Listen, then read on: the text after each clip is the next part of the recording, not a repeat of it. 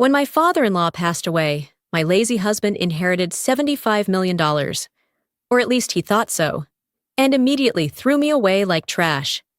He laughed savagely, shoved me out the door, and spat out cruel words. "Now you're nothing! I don't need you anymore, you useless woman." But when my father-in-law's lawyer walked in, his face turned deathly pale. If you've ever been treated badly, ever been looked down on, ever thought you had nothing left to lose, then this story is for you. Are you ready? Don't forget to comment your feelings below to let me know. You're truly useless. I don't need you anymore, you useless woman. Mason's voice echoed through the living room of our house in Fort Wayne, Indiana, as he violently hurled my suitcase down the front steps. It hit the concrete walkway with a dull thud, the zipper popping open slightly, spilling out the pile of clothes I had hurriedly packed. I stood there completely stunned, watching my 10-year marriage collapse in just 10 brutal minutes. My face was still hot and soaked with the tears that had been falling ever since he started throwing my belongings with the eager enthusiasm of someone finally clearing out unwanted clutter that had taken up precious space. My name is Evelyn Harrison, and at the age of 37, I never thought I would become homeless simply because my husband suddenly decided that he was too rich for me, that I was beneath him, that I no longer had any meaning in his life. Theodore, his father, had died just 3 days earlier after a long battle with failing health, and Mason was acting as if he owned the entire world and everything in it. "Now I'm rich, Evelyn! $75 million! Mason shouted joyfully, his face flushed with excitement as he stood at the door with his hands on his hips, wearing a triumphant expression. "I don't need some pathetic waitress dragging me down anymore. I'm going to live like a king. I'm going to have the life I've always dreamed of." His cruel voice cut deeper than any physical blow ever could. For 10 exhausting years, I had worked 2 shifts at Rosie's place to keep our family financially afloat, while Mason bounced from one part-time job to another, constantly saying he was finding himself, or waiting for the right opportunity that supposedly matched his so-called talents. I paid the mortgage every month, bought all the groceries for the household, and even paid for his car whenever his work was unstable, which honestly was most of the time. I had been the backbone of the family, the responsible one, the adult in the relationship.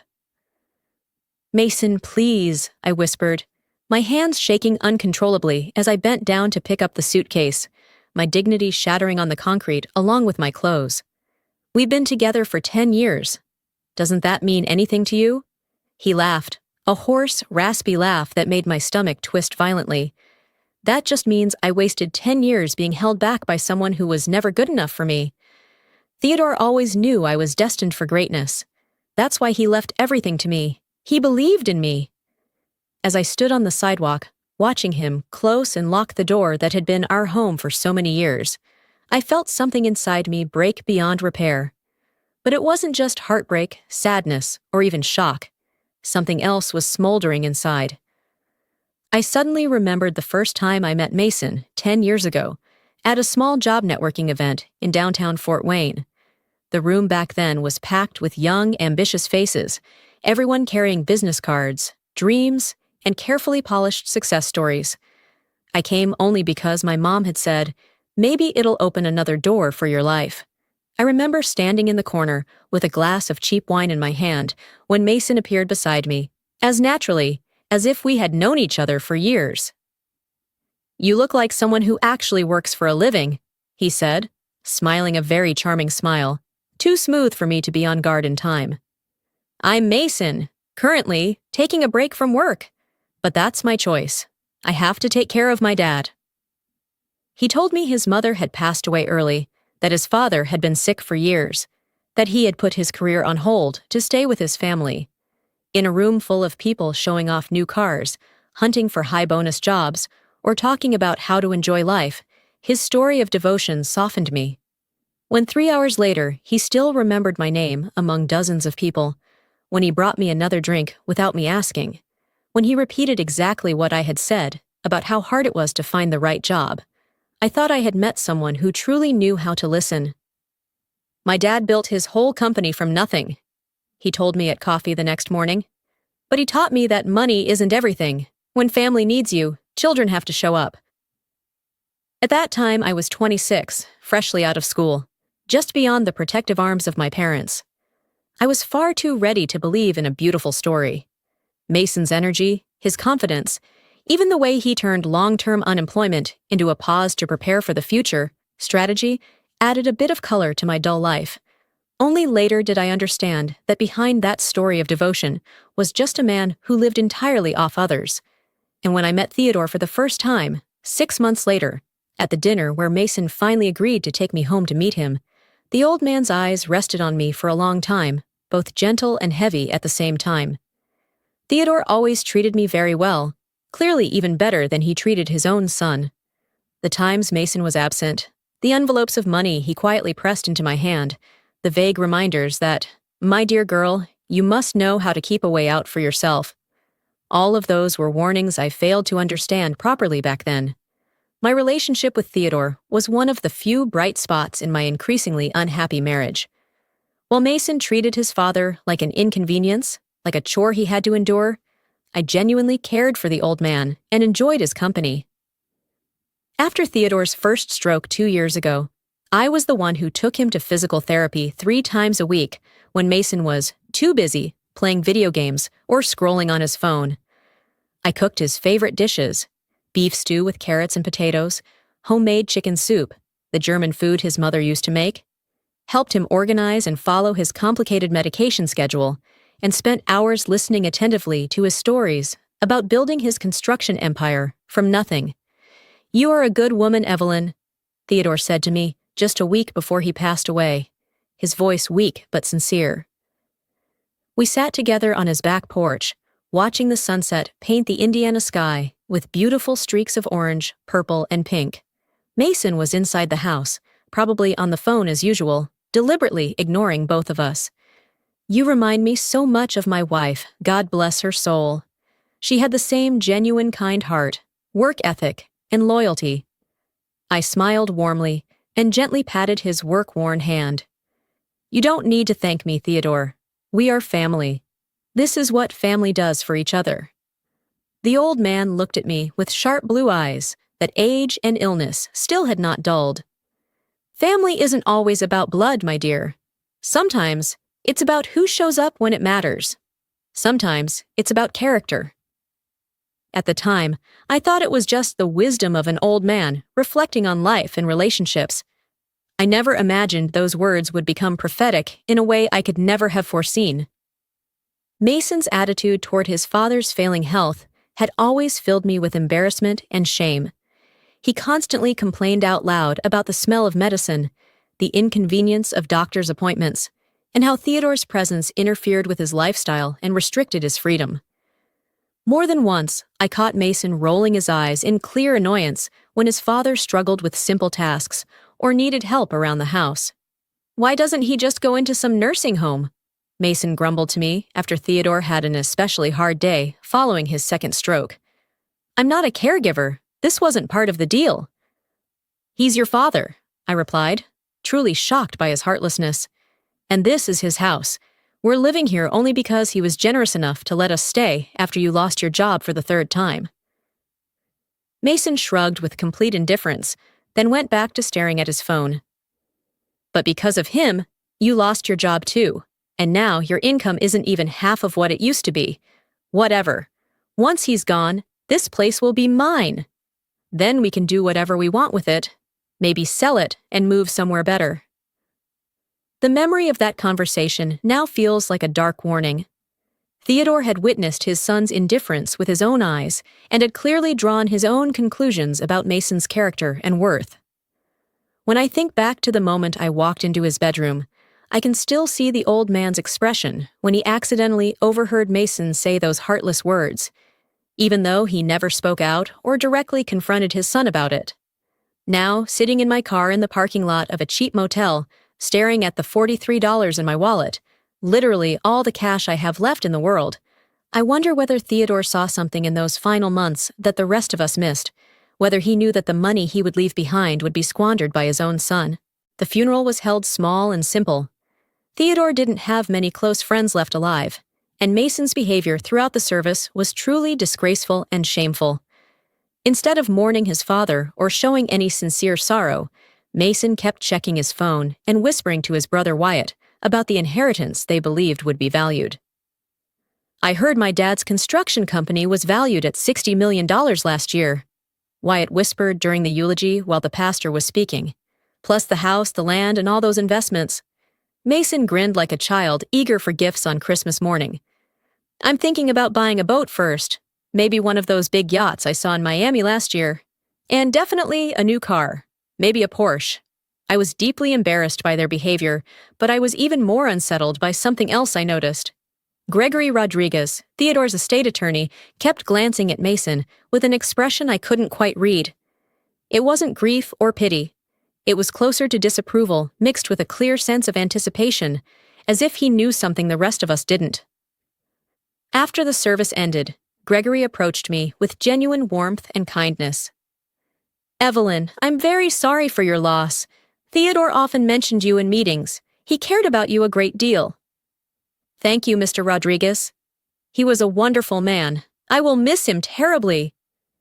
Gregory nodded solemnly, then glanced at Mason, who was discussing vacation plans with Wyatt near the parking lot.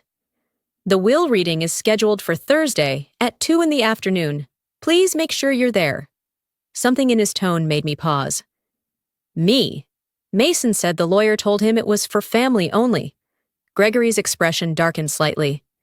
"Theodore specifically requested that you attend. In fact, he insisted on it." As the guests began to leave, Mason was busy playing a voice recording about asset liquidation and researching tax issues related to large inheritances. I caught him typing, "Miami beachfront condo over $5 million, into his phone browser. Theodore's body had just been buried, and his son was already spending money that existed only in his imagination.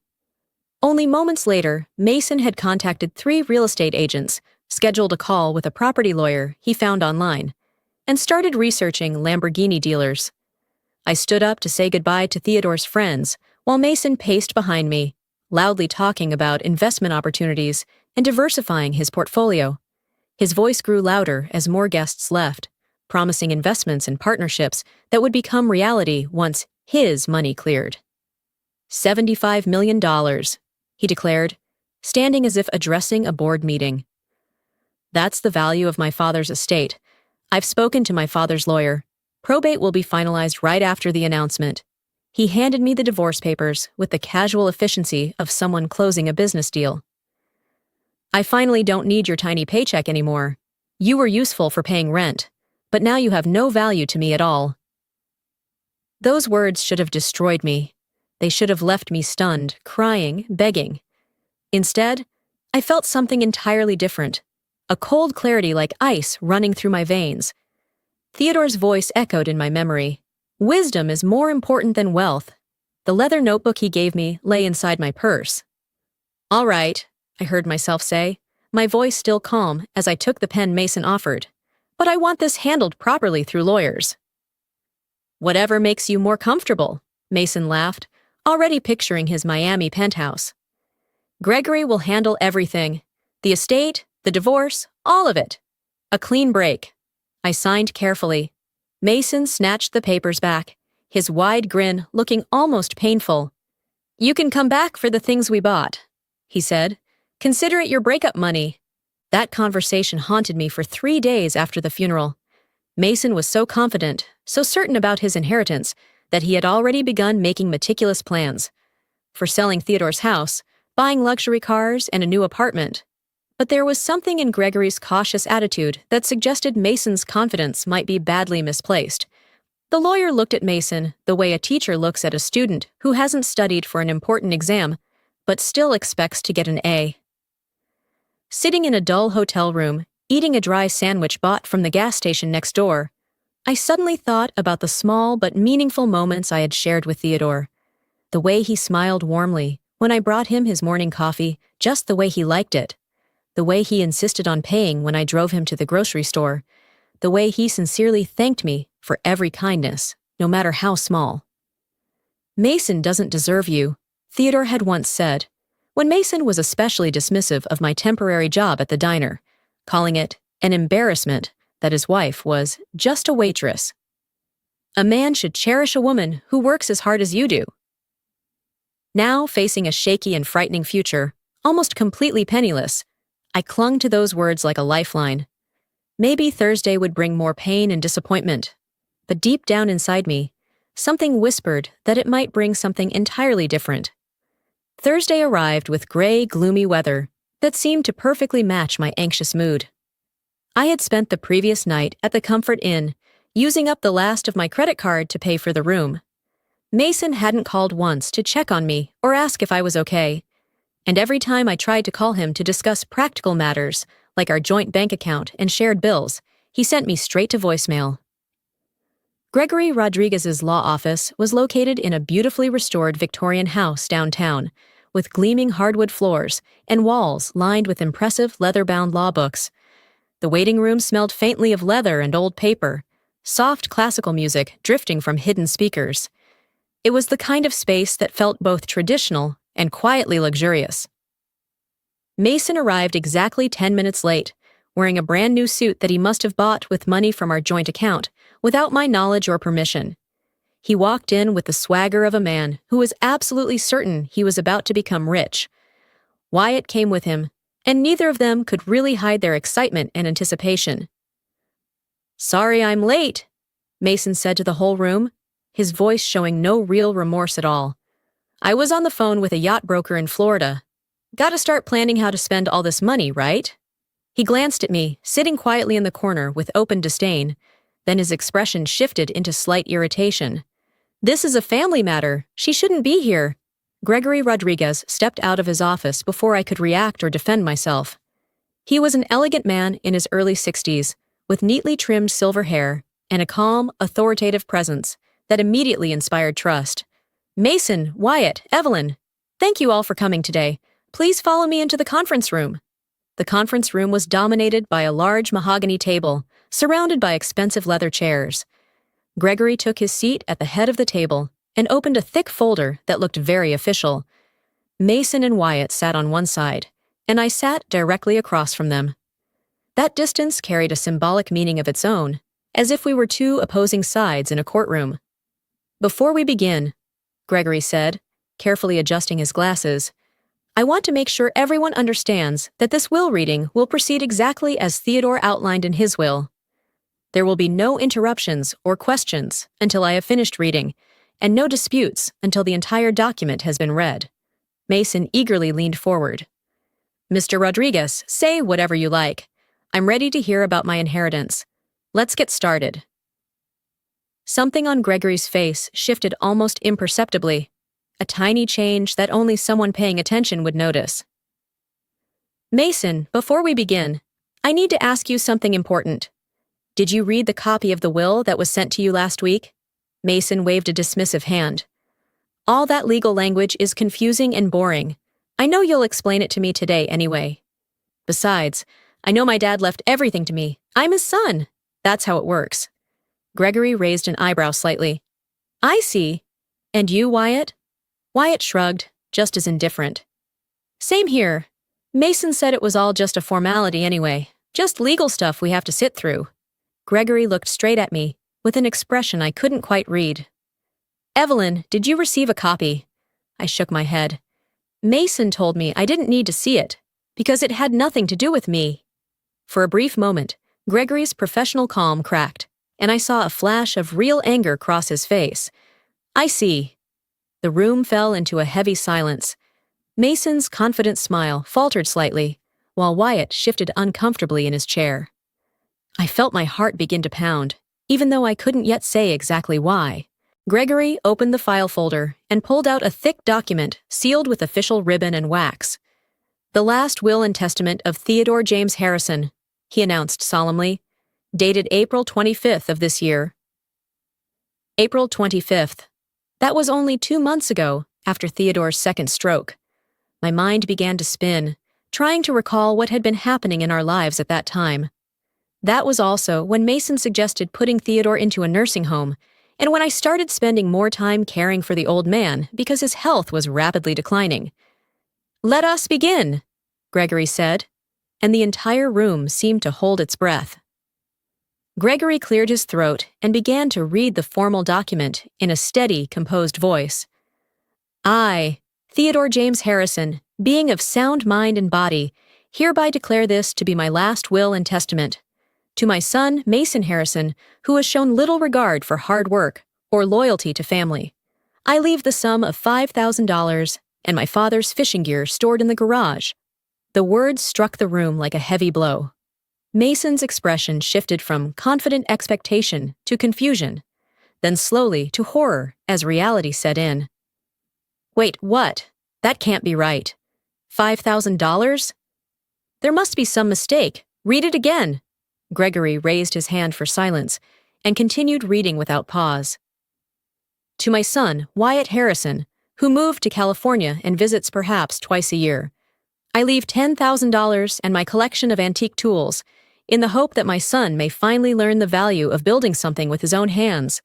Wyatt's mouth fell open in shock, but he seemed too stunned to speak. Mason, however, was visibly starting to panic. That's impossible. I'm his son, his rightful heir. Where's the rest? The $75 million? The company? The house? The stocks? The other assets? This is insane. Gregory's expression remained neutral, but I could see satisfaction in his eyes. If you had read the will as instructed, Mason, you would know that there is much more still to be read. The majority of the estate, the Harrison Construction Company, valued at approximately $62 million. The family home and surrounding real estate, valued at $8 million, along with all liquid assets, investments, and personal property, totaling approximately $5 million, will pass to an entirely different person. My heart pounded so hard I could hear it in my ears. Mason looked like he was about to faint, his face drained of color and his hands visibly shaking. To Evelyn Harrison, Gregory continued, and my world tilted.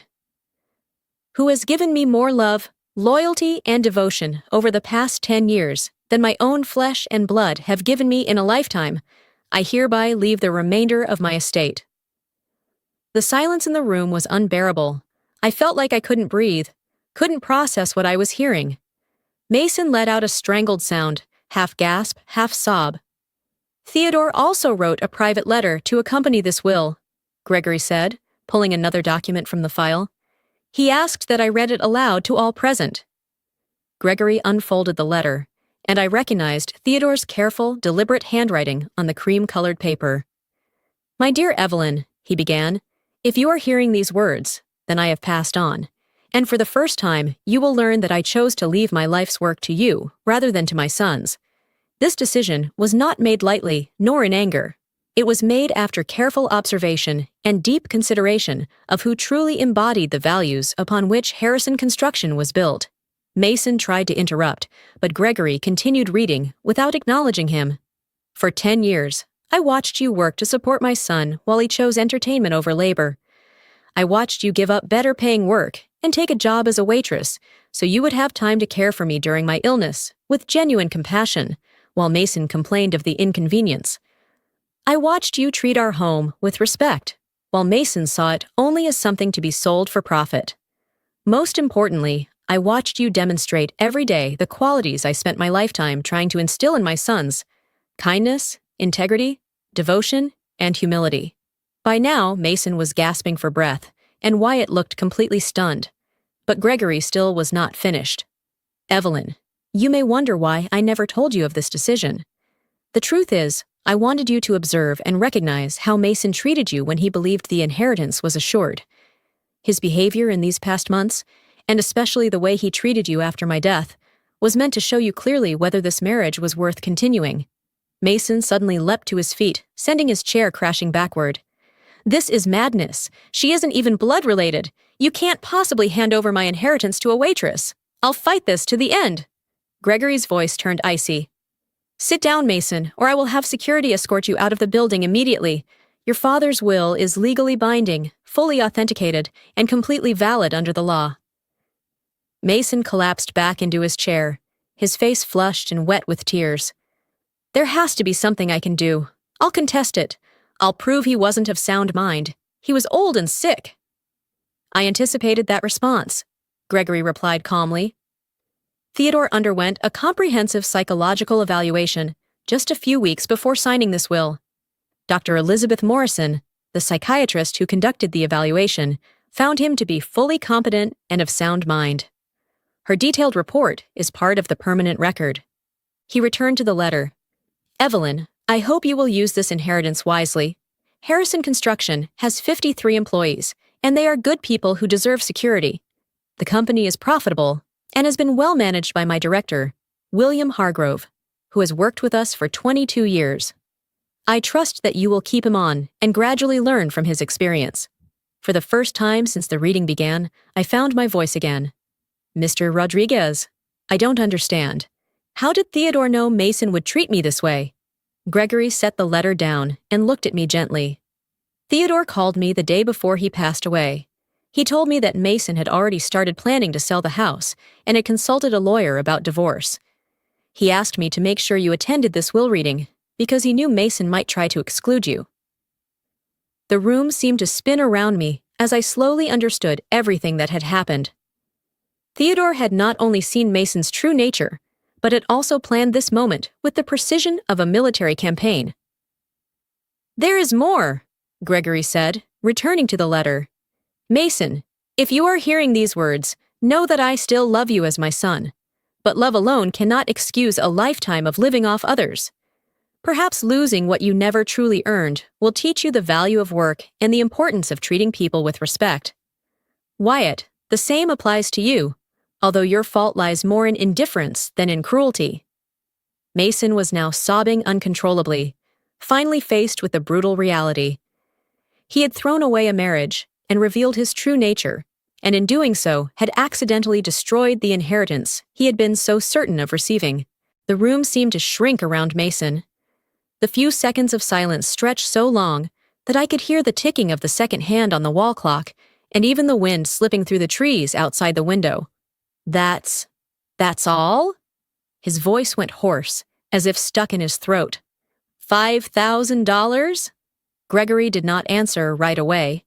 He simply closed the file in front of him, lifted his eyes to Mason with a calm, professional look that made the contrast between them even sharper.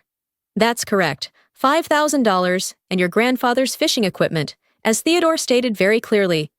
He paused for a beat, then added in an even tone, Your father felt that was enough for you to start over, and hopefully to learn the value of work and loyalty. The silence that followed his words was so dense that even the traffic noise from the busy street outside seemed to soften. Mason stared at the stack of papers as if he looked long enough, the lines of text might rearrange themselves and turn back into the $75 million he had been bragging about to everyone. The stiff new suit he was wearing, bought with money from the joint account that I had worked myself to exhaustion to fill, suddenly looked loose on him, like a child trying to wear an adult's clothes. Then came the bargaining. Evelyn, please! Mason turned fully toward me, for the first time since I had entered this room, actually looking at me. We can talk this through. We can fix this. His eyes were red, his voice trembling, but not with remorse, with fear. I could tell the difference clearly. I rushed things. I was shaken by Dad's death. I said things. You know how people lose control when they're grieving. We don't have to divorce. We can withdraw the papers, start over. I looked straight at him. You said I was useless, that I was excess baggage you didn't need to carry anymore. I didn't mean that. He cut in quickly, reaching toward me as if he could pull the cruel words back out of the air. I was in shock because Dad died. You know, I've always had trouble dealing with loss. You can't hold a few angry words against me, too. The names of yacht brokers in Florida are still in your call history, Mason, I said slowly, without raising my voice, without trembling. You started looking up yachts and new apartments right at his funeral. You didn't cry. You planned how to spend money. Mason's face twitched, as if slapped, but he couldn't find a word to argue back. And when he couldn't pressure me with soft words, he switched his tone so fast that it felt like another door inside him had suddenly swung open. We can split it, he said in quick, gasping bursts. How much do you want? 50-50? 30-70? Think about it, Evelyn. $75 million. However we split it, we're set for life. You can keep working if you want, open your own diner, do charity work, whatever you like. Outsiders will look at you and say you're too greedy to take everything. I remained still, my hands clasped together on the wooden table, the cold memory of my wedding ring still on my finger, even though I had taken it off 3 days earlier at the motel. You still don't understand anything, do you? I asked quietly. This isn't a story about how to divide things fairly. This is a story about who someone becomes when they think they have everything in their hands. Mason drew in a sharp breath, then changed tactics once again. Dad would want us to stay together, he said, forcing his voice down into a low, trembling note. He loved both of us. He wouldn't want the family to fall apart. You know, he always said, family is the most important thing. If you insist on divorcing right now, people outside will think you're taking advantage, Evelyn. They'll think you're clinging to this opportunity. People will think many things, I replied calmly. But only a few truly know the truth. And he was one of them. I gave a slight nod toward the will in Gregory's hands. And now, so is the court. When he realized that pleading, persuading, and promising were no longer working, Mason lunged straight into the territory he knew best: threats. I'll contest it! He sprang up, his leather chair scraping backward, with a sharp screech across the wooden floor. I'll drag this to court. I'll prove he wasn't of sound mind. I'll show the whole world what you did, how you brainwashed him, turned him against his own son. You think I'll just sit back and watch you take everything? Not a chance. His voice echoed between the wood-paneled walls, crashing against the shelves of leather-bound law books, like a chaotic storm hitting the surface of a still lake. Gregory remained seated, back straight, hands folded calmly in front of him, eyes as unruffled as a sheet of glassy water. Mr. Harrison, he said, his voice low but clear. As I have explained, Theodore's will was drafted while he was fully competent, notarized, and witnessed properly. Theodore updated his will several times over the past 3 years, each time adding more specific provisions regarding your inheritance and that of your brother. We have medical evaluations, clinical records, and statements from his physicians confirming his mental capacity at the time of signing. Mason slammed his palm onto the table, sending a small crystal paperweight jumping briefly before settling back into place. You can say whatever you want, he snapped. But what about her? What did she do, huh? She stayed right by him every day. She whispered all that nonsense about kindness and responsibility into his ear. This is elder coercion. This is psychological abuse. I will... Mason, I cut in, saying his name for the first time without any title or pronoun attached. For nearly 10 years, you lived off my paychecks and called it a temporary break to find the right opportunity. You lied to your father that you took care of him every day, while it was me who drove him to physical therapy, cooked his meals, and gave him his medicine. You counted down the days of his life the way people count down to Christmas, except what you were waiting for wasn't love. It was a number in your bank account. I stood up, calmly straightened the crease in my slacks, and realized that I was no longer shaking. The anger had passed long ago, replaced by something else, cold, clear, and unmovable. And the moment you thought you no longer needed me, you threw me out like a trash bag. Your father wasn't brainwashed by me. He simply opened his eyes to his own life and finally accepted the truth about his son. Tears began to spill, this time no longer under his control. Mason collapsed back into his chair, both hands clutching his head like a child being unfairly scolded by a teacher. If this had been the first time I'd ever seen him cry, I might have softened, but I had once stood outside the bathroom, listening to him practice crying in front of the mirror for a negotiation with a former boss, trying out different pitches and degrees of sobbing to see which sounded most convincing. I knew exactly who these tears belonged to. Mason looked up, his eyes bloodshot. He pointed straight at me. You're just holding it in my place. All that money, that company, in the end, it'll only exhaust you. You think they'll respect you more just because it's in your name?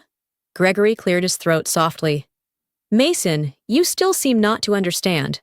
The company, the properties, the investment accounts, all of it is now Evelyn's legal property, effective as soon as the transfer procedures are completed. That is not holding it in someone else's name. That is ownership. He turned toward me, his gaze softening. As for the divorce, Evelyn, if you wish to proceed, I will make sure that all assets currently in your name are fully protected during the marital property division. I wish to proceed, I said without hesitation. There is nothing in this room, no number, no document, that makes me want to change that decision. I looked at Mason one last time. You were right about one thing. Money reveals who people truly are, and you proved that better than anyone. Another chair scraped violently across the floor. Mason leapt up again, this time not from pain, but from naked rage. You're all in on this together, he shouted, pointing first at me and then at Gregory. You and him were against me from the start. You staged this whole damn play, read every word just to humiliate me. You can't do this to me. The conference room door opened without a knock.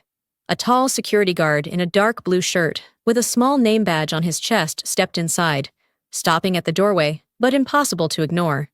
Is there a problem, Mr. Rodriguez? He asked calmly. Nothing serious, Gregory replied, without turning his head. But if Mr. Harrison requires assistance, finding his way out, please help him. For a few seconds, Mason looked around like a trapped animal, searching desperately for the smallest opening to escape. Then everything seemed to collapse. His shoulders sagged, the hand that had been pounding the table fell limp, and the eyes that had once burned with ambition were now nothing but hollow pits of panic.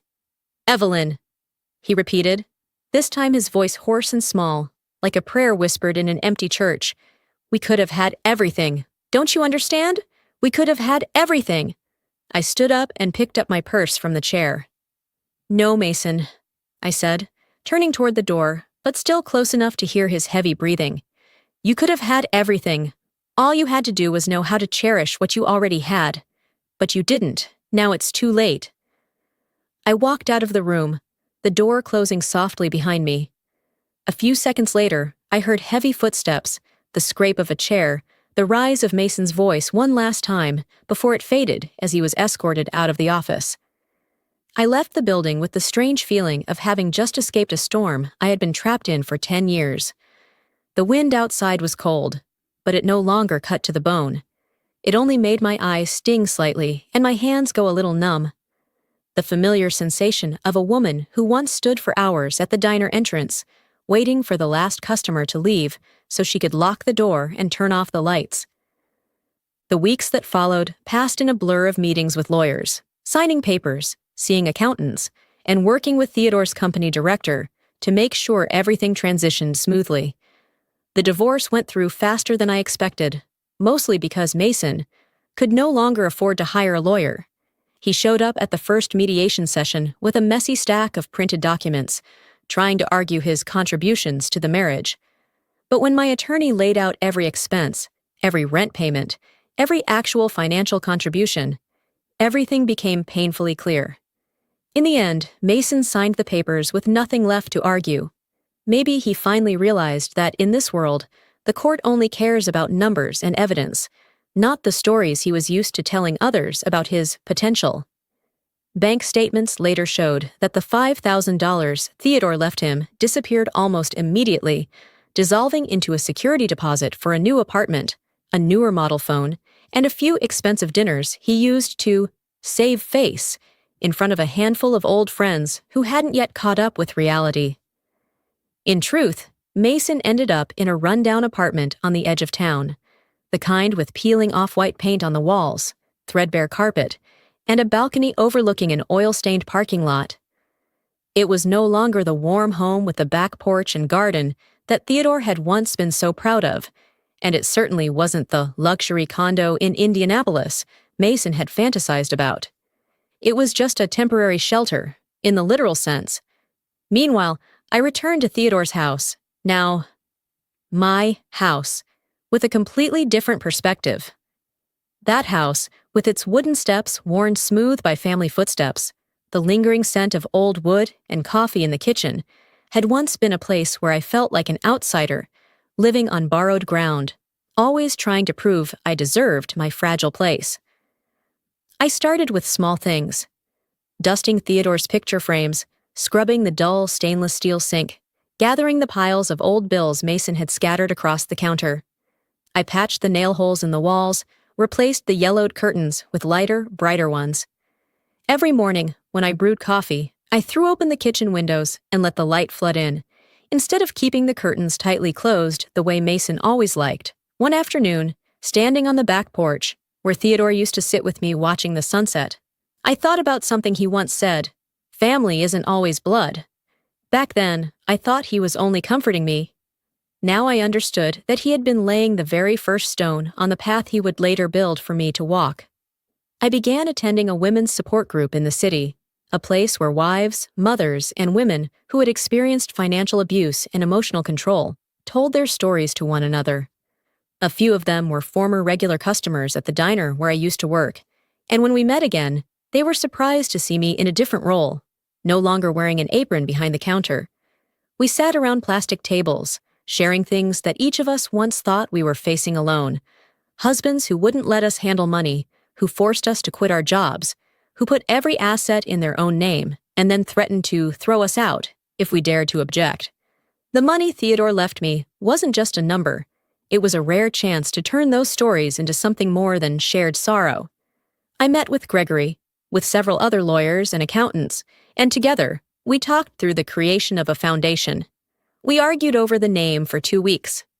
In the end, I chose the one I knew he would have smiled softly at and nodded in approval if he were still alive: the Theodore Harrison Foundation for Women's Independence.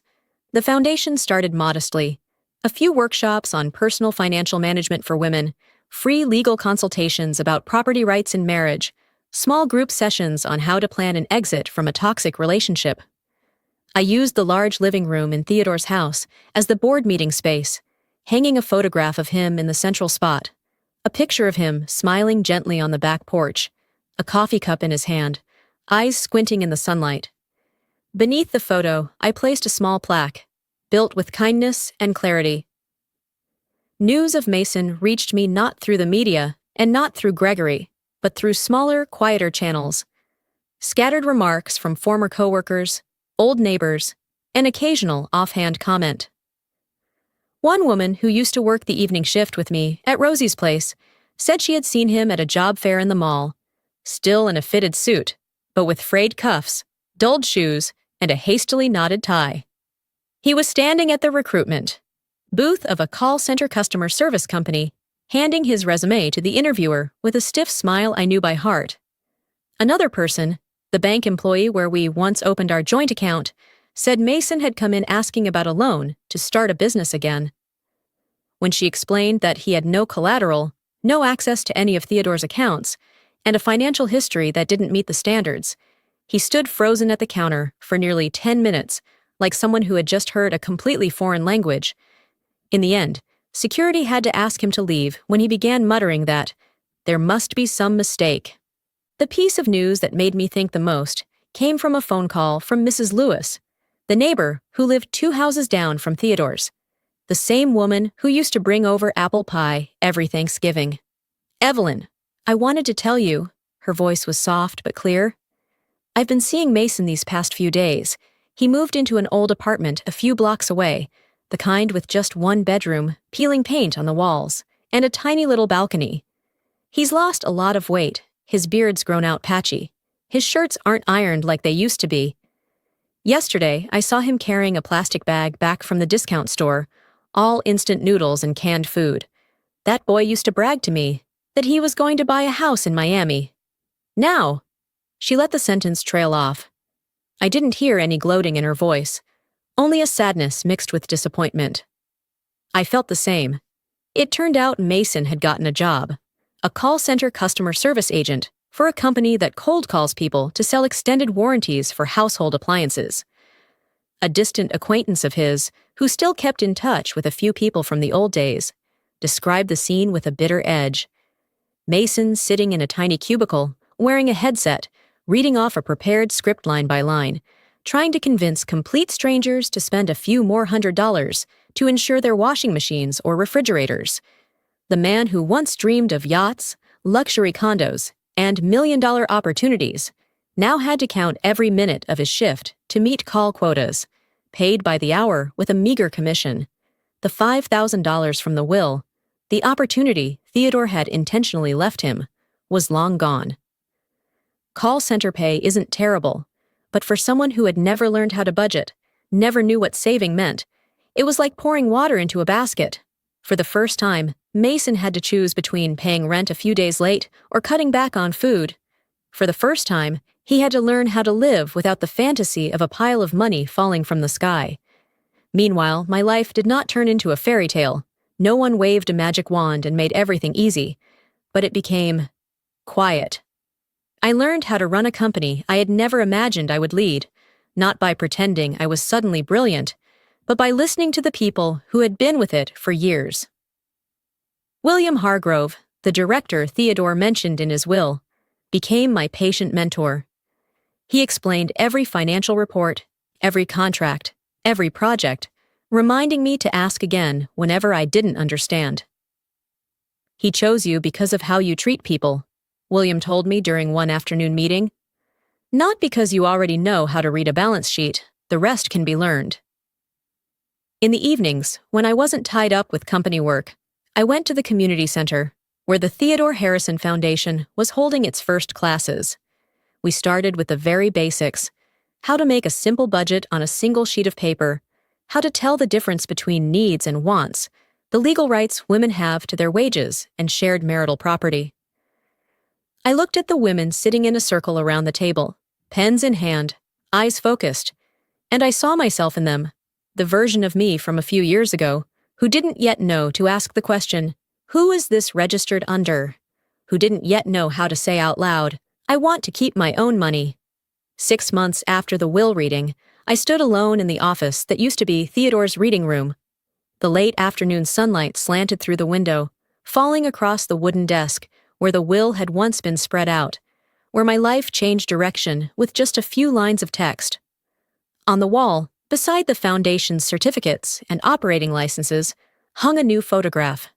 The women from the Theodore Foundation's first financial literacy class, all of them smiling, arms raised high, with the very first budget plans of their lives. I thought of Mason, probably sitting at a different desk in a different building at that moment, reading and rereading the greeting lines printed on a sheet of paper, trying to keep the exhaustion out of his voice when the person on the other end hung up halfway through the call. I didn't feel any joy imagining that scene. Only a quiet acknowledgement that, in the end, life had returned to its balance. What each person does, they eventually receive in kind.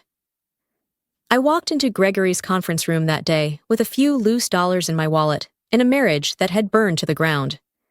I walked out as the owner of a construction company, as the person entrusted with deciding the future of dozens of employees, and more importantly, as someone who finally believed that my worth no longer depended on whether a man chose me or not.